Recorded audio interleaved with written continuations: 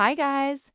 Today we'll show you how to network TikTok with other Google services. First, unlock your phone and open TikTok.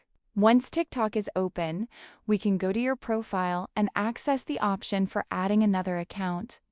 Now tap on the profile icon at the bottom right corner of the screen.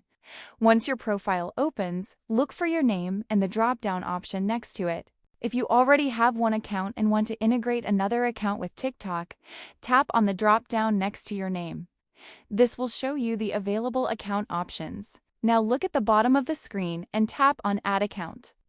After you tap it, different options will appear for connecting or creating another account.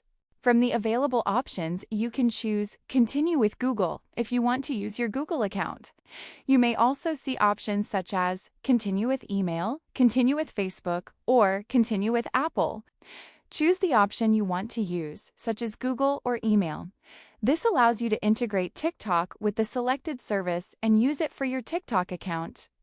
And that's how you can integrate TikTok with other Google services. If this tutorial helped you, subscribe to Solution Lab and comment if you want more TikTok tutorials.